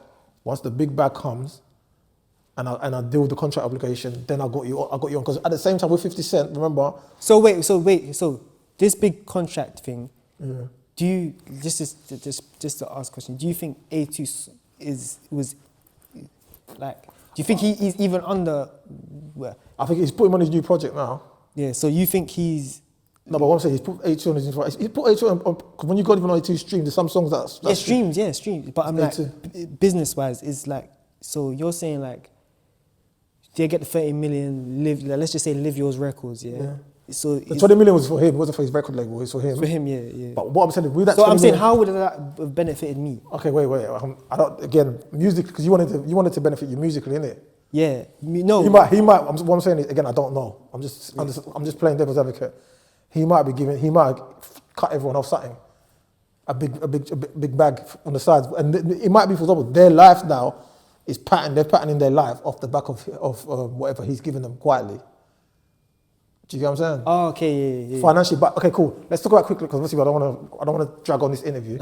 Let's talk about the 250K, because that's a big story. So again, one thing I do like about you, and it might, like I said, it might clash with somebody that's so structured in their plan, but it's a very good trait of yours. I'm not gonna lie, is you're very proactive. You don't sit around. So one thing I liked about you is you went and got your own money, and I was looking at it from your perspective again.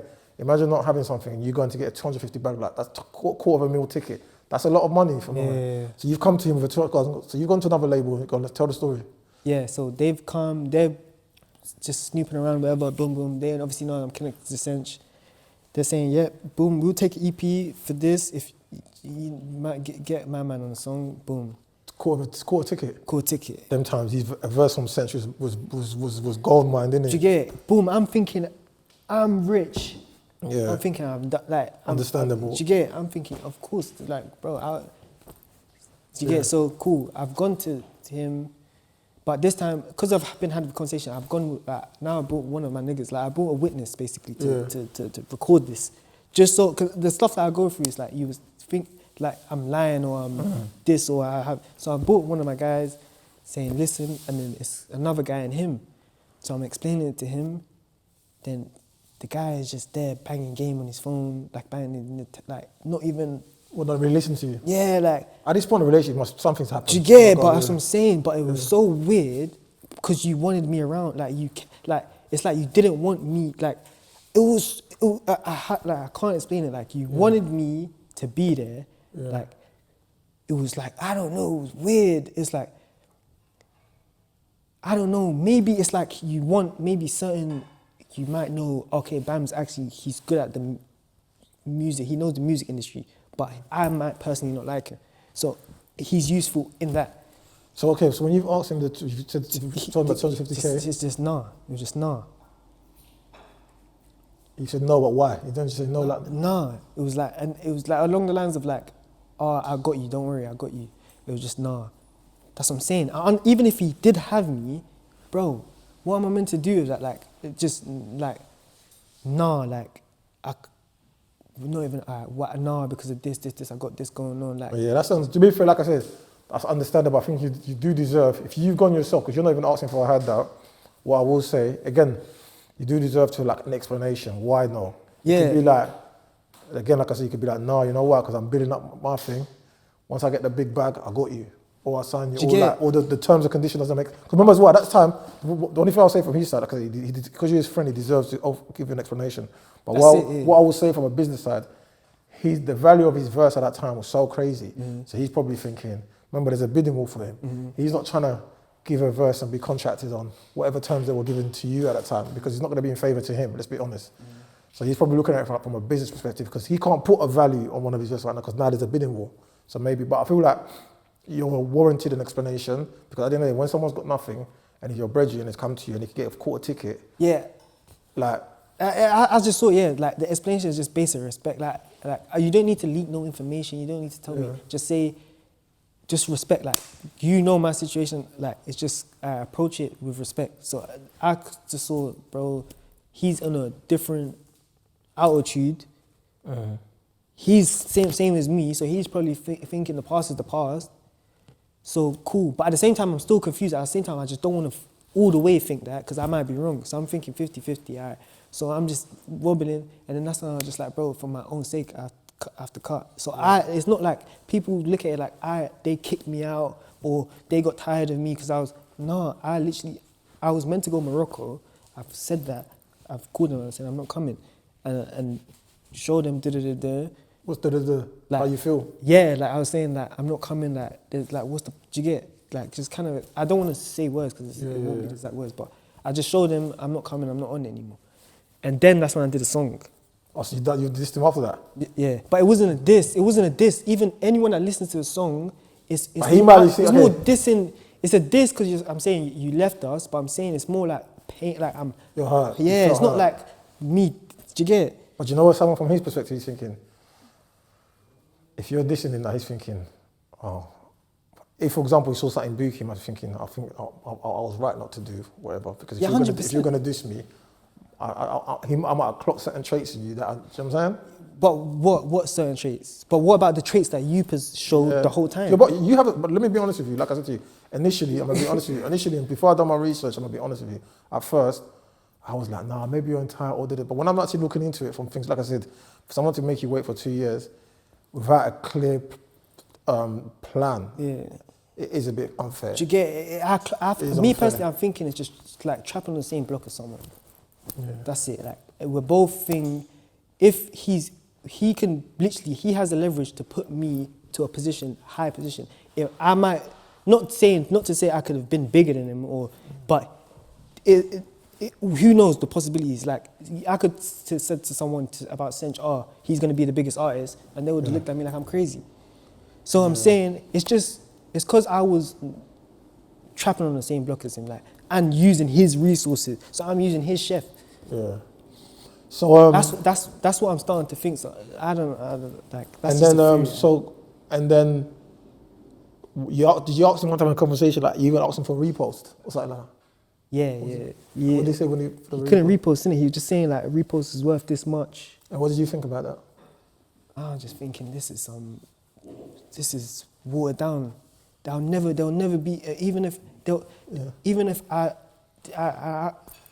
you can take this however you want to take this, because I'm not there yet, but if I was there, how I feel, I don't care. Like, yeah, cool, I'll make some money off certain reposts, and certain reposts I'm doing out of love. So, you probably do certain reposts. Yeah, I do, but so what I'll say is, again, so I wanted to explain because I feel like it's important for the younger viewers watching you to understand every side. I feel like everyone is right in it. In certain situations, I feel like everyone has a right for what they're saying. 100%. And I'll explain my view on the repost. Again, it's important for people to watch. So, for example, there's two different sides. So, from you're very justified to think like, bro, you're supposed to be my friend. We came up together, we had a music dream. Bro, like, why don't you just repost my thing? Like, it's a repost. Yeah, but it wasn't like, that's the end of the world. I just thought. No, but I'm saying, but I understand your frustration. Thinking, bro, why are you reposting me, bro? Yeah. But on the flip side of it is like, what he's saying is, when he said there's a value of a poster, you got to understand. So, for example, the value of his post comes from the impact of each one of his posts, for example. So every time he posts, because he doesn't post very often, he's very strategic. Like I said to you, you have people like Dave, they're very strategic with their stuff. It impacts. I remember like, the value of everything he does when he does any deals is on the metrics, on the data, right? They take the data, the numbers, right? And yeah, of course he could repost you. You're his brethren, you know what I'm saying? But then... So it'll fuck up the data. But no, not saying, no, let me finish. But then, if it starts with you, how many people around him rap or have a rap dream? Look, I'm just giving you an example way. Yeah, 100%. They're all going to want to repost. Well, listen, they're all going to want to repost, 100%. right? Yeah? Then how many people, from the family, let me finish, that he knows that got businesses and stuff like that, they're all going to want to repost. Yeah. But how many people was there putting in the work? Fair enough. Yeah, that's true. That's true. Okay, but what I'm saying is there's two sides of the coin. None of them was no one. There's two was sides there. of the coin, but then you might say that.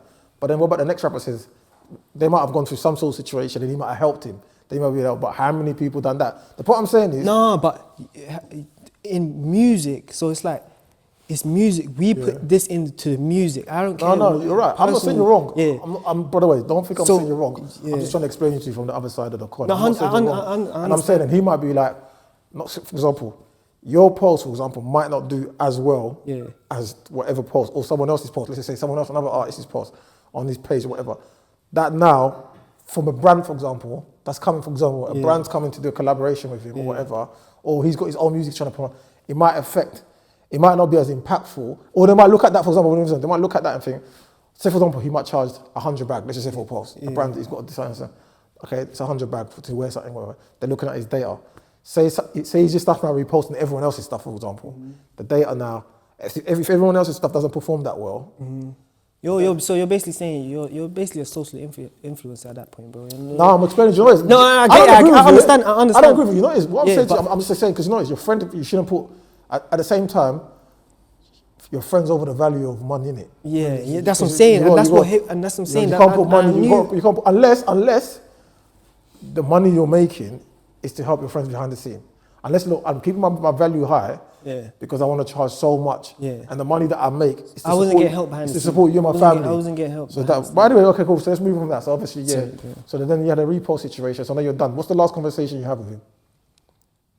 What's the last conversation? That's it. Was the Morocco. Okay. By the way, was you around? Was Cairo Keys around at any time? No, he left like year before, like 2 years before. So when Cairo Keys was around, by the way, as well, what part was it? What story? Let's quickly go. No, he Sench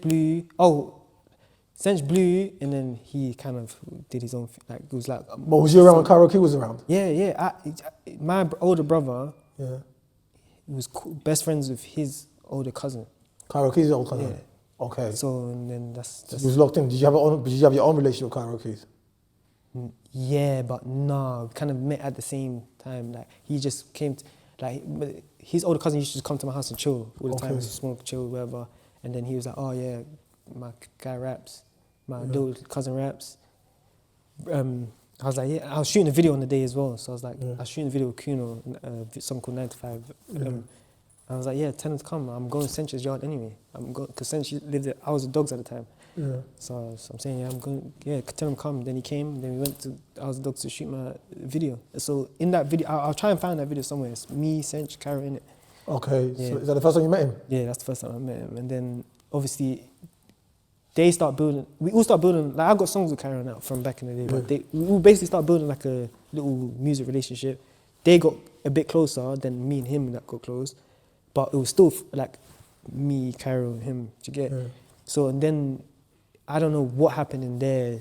I can't tell you the backstory on their thing. All I know is someone was talking about, I don't know, Kara just felt a type of way about probably the same things I'm feeling type of way, but I just didn't understand it because it was so soon. It was like, bro, you didn't even give the guy a chance to even. Okay, so you thought Kara was a bit premature in what he wanted. Yeah, but I understood it, 100%. You're not wrong, but I just thought, and then I waited, and it happened to me. Okay, so you waited longer than Cairo Keys, basically. Yeah, but it's like I was looking at it like it's different levels to get. Yeah. So I want to ask a question quickly. So, could you say I watched the interview. Said that your dad knew Sench. You knew Sench's dad. Yeah. You were probably locked in, and your brother. Did you have a conversation with your dad knows he's blonde, right? He must know. Yeah. Did you ever have a conversation with your dad about it? What was your dad's take on it? Nah. Did he ever ask you? Nah, I don't. I really have like mad deep conversations. I don't really open up. We don't have. Because sometimes it's good to get a wise person, especially from the outside, who knew you lot's friendships, view on it. What about your brothers that was around? Nah. At this time, when I moved back to Ends, I was kind of Around these times, I didn't have none of my brothers around. Do you get? Was you like? You must have been like, obviously, because you did have a music dream. Let's be honest, yeah. And then someone's gone, and it hasn't helped you.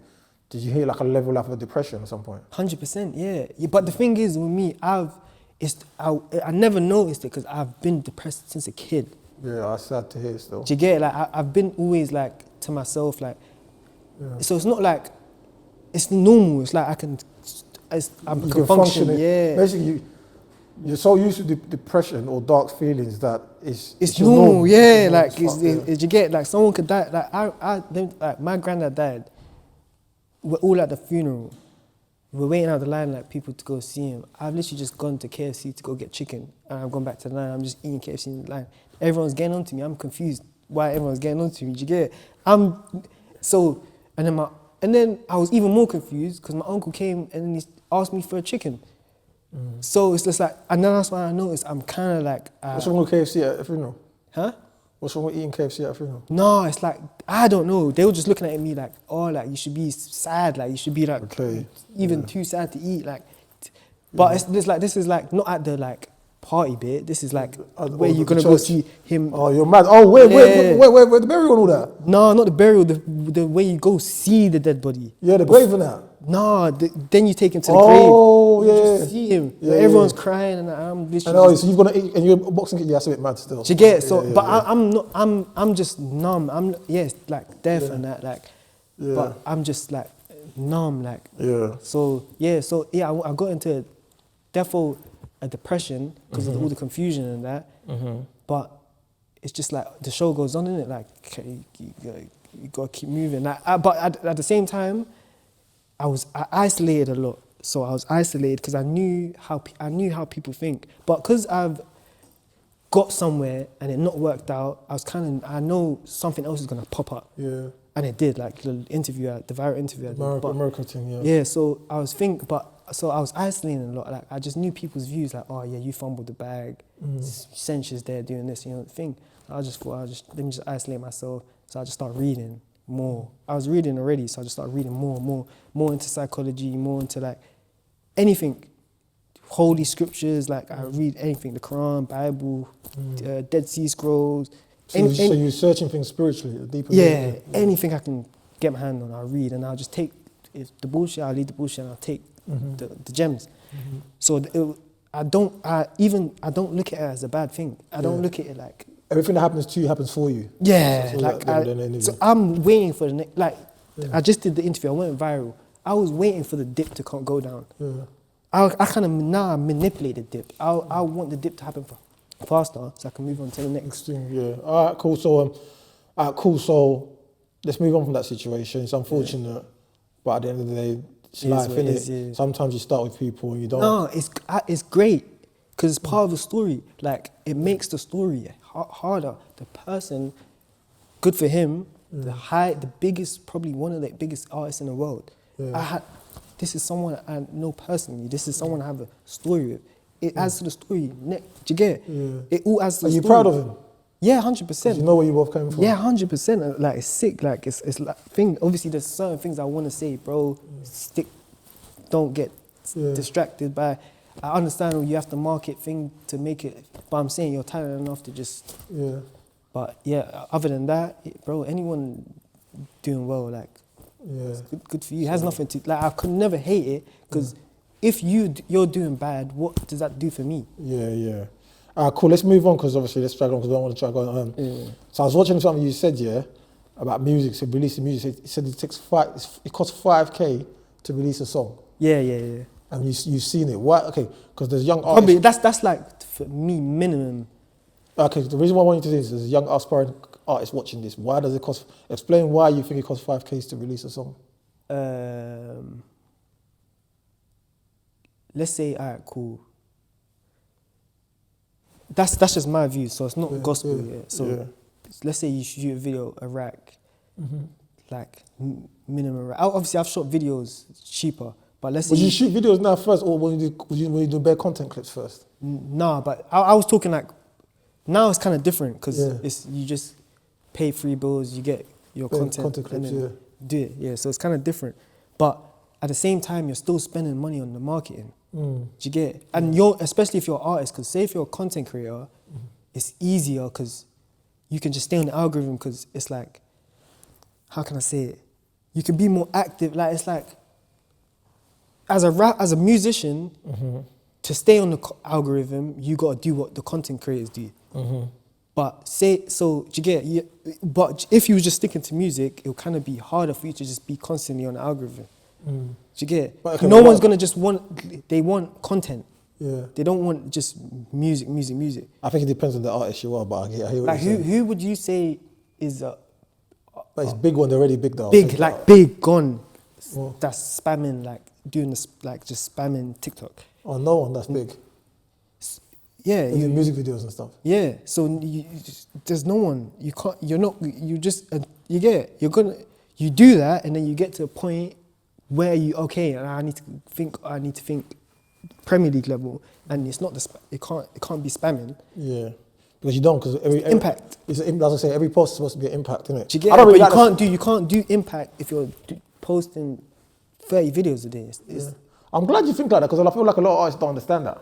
And I feel like it's not even a lot of labels think they push the content consistency. I feel like I believe more. I feel if you do something once and it's impactful, like it will be all these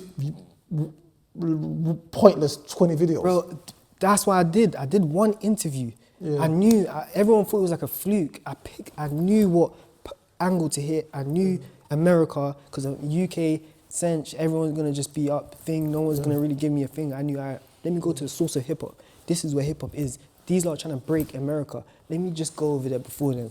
And then did you drop the tune right by next to it as well? Yeah, I have product. Every time you do something, I got product for this. Yeah, you need to sell. You get every time 50 Cent does an interview, he's selling something. He's like selling a book. Every time Jay-Z, they're selling something. So when I did interview, it was calculated, it was strategic. Boom, it hit, executed well. It got clipped well. Boom, that literally flipped my whole like now I walk down the street and someone will be like, oh, that's Bam. Before that, no. Okay, cool. Just make sure you got the right music to go with it. One thing I like about myself, I was listening to your music, so let's touch on you now. I like that when I was listening to your manager sent me some of your music, you've kind of like, and I think there's a lane for you. I thought, wow, you know what, it's quite smart. You're kind of tapping into the underground sounds things.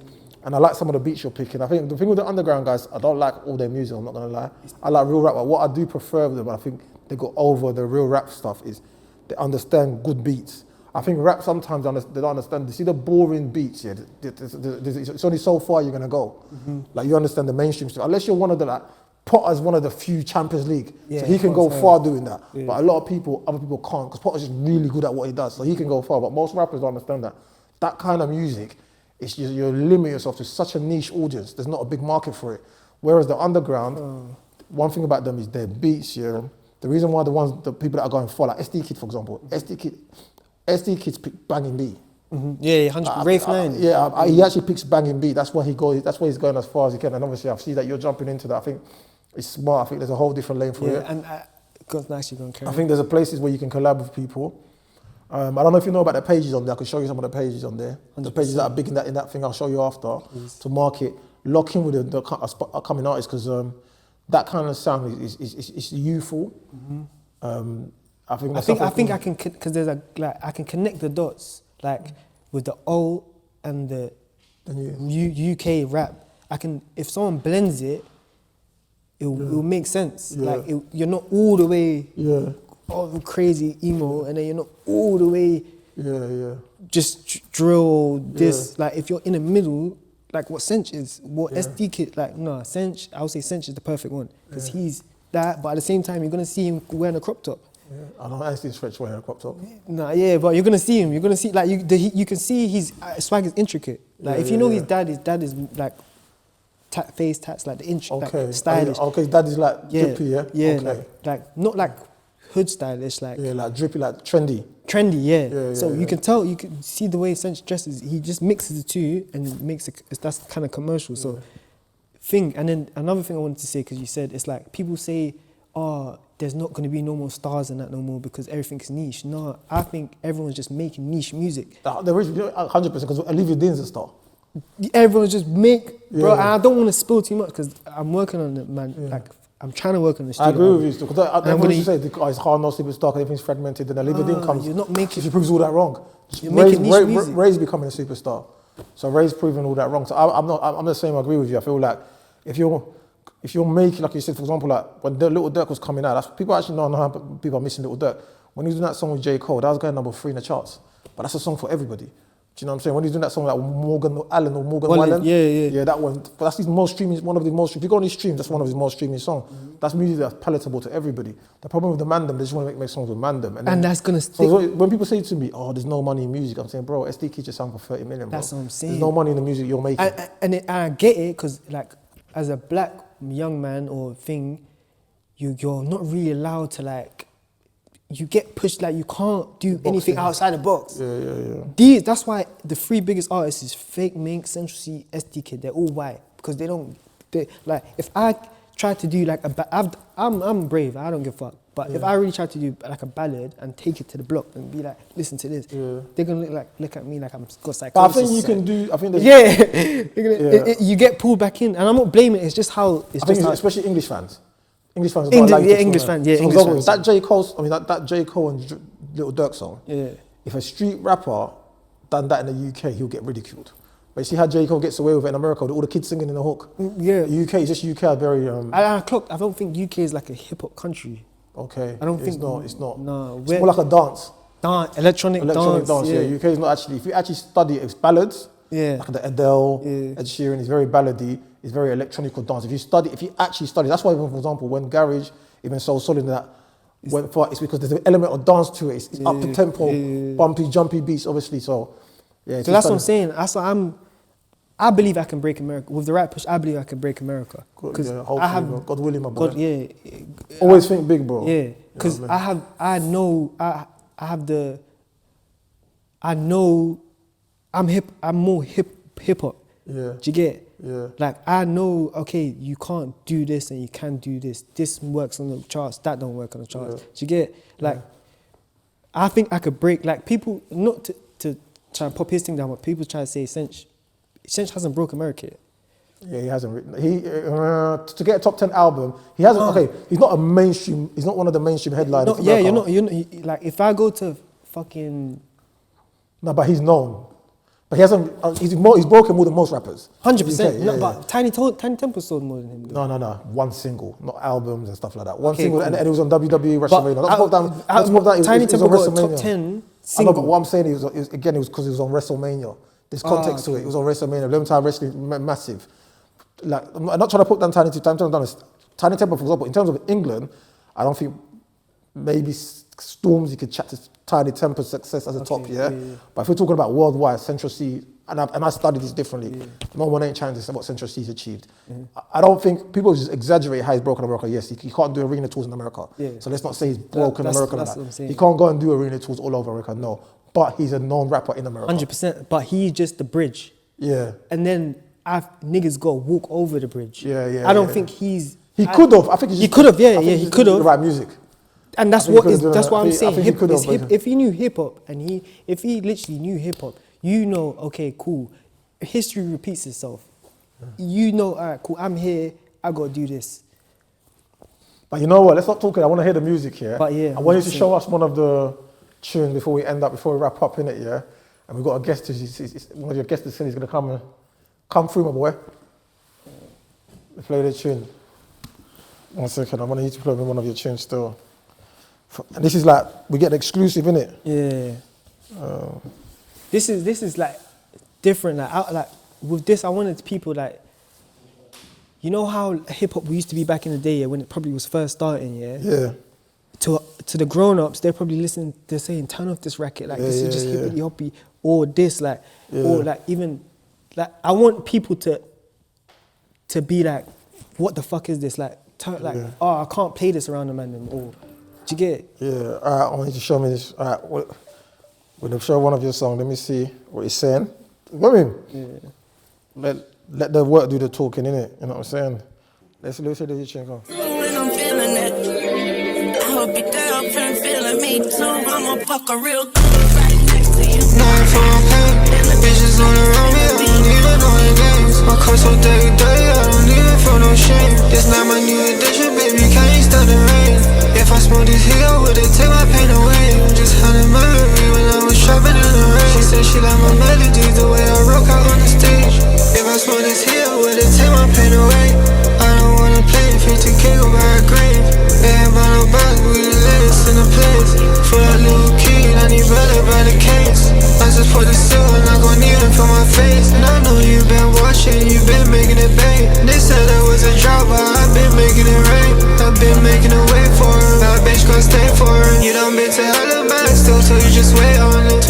the club, I just need your love. And I feel alive when I'm on these drugs. Twisted in the club, I just need your love. And I feel alive when I'm on these drugs. Nothing for my pay. Bitches all around me, I don't even know their names. I call so dirty, I don't even feel no shame. This not my new addiction, baby, can you stand the rain? If I smoke this here, would it take my pain away? Just had a memory when I was trapping in the rain. She said she like my melodies, the way I rock out on the stage. If I smoke this here, would it take my pain away?